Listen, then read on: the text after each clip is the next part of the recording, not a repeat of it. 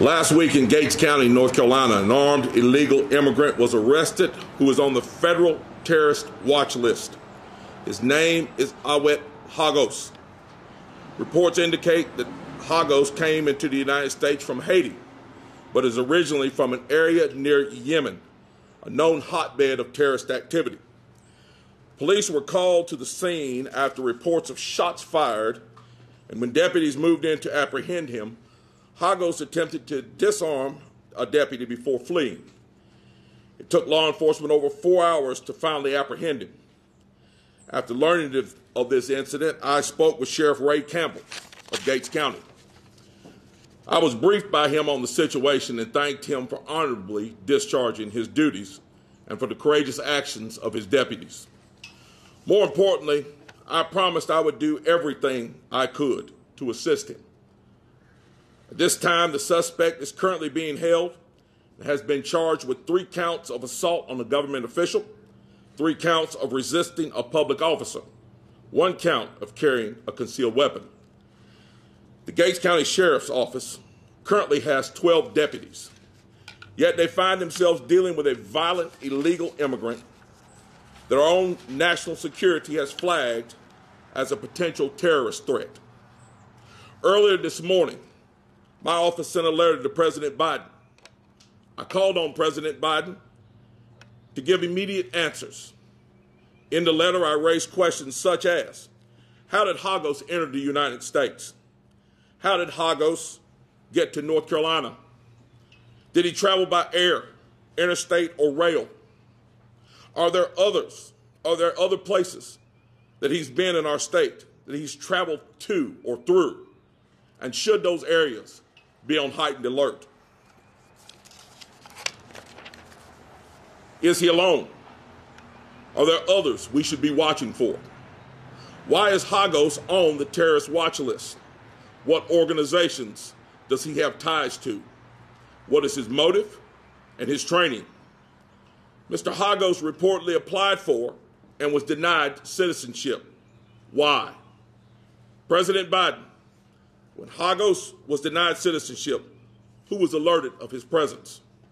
Did the federal government report this to the state? Did the federal government report any of his activity to local law enforcement? Are there more illegal immigrants on the terrorist watch list here in North Carolina? We deserve answers to these questions. Over the last few years, North Carolina has seen multiple attacks on our infrastructure.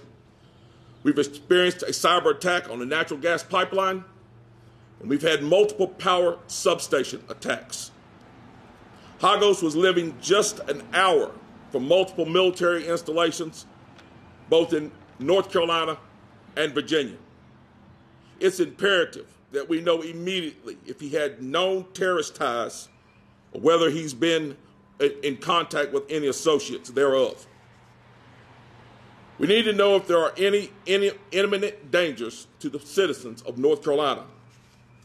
The silence from the Biden administration on this situation is not an isolated incident. Not even our elected officials in Congress or the Senate have been able to get any answers from him. Last week, members of our federal delegation wrote a letter demanding answers regarding a migrant housing facility in Greensboro. They received no information from the Biden administration, despite this facility going online just in the last few days. There are reports that this migrant facility in Greensboro will house around 800 immigrants from 13 to 17 years old. This facility deserves a high level of scrutiny, and we deserve answers. This is not because we fear some hypothetical tragedy, but because we have experienced it. 2 years ago, right here in Wake County, a deputy was murdered by illegal immigrants. It was reported that one of those 3 suspects was first apprehended by ICE as a minor. He later managed to cross back again into the United States from Mexico.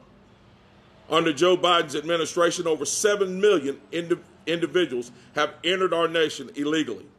And it's estimated that roughly 500,000 illegal immigrants are here in North Carolina and we have very little information about these individuals. The federal government has refused to give answers. There have been very little coordination with local elected officials and law enforcement. So I have a message for President Biden. Mr. President, next week you will be here in our state, and we deserve answers.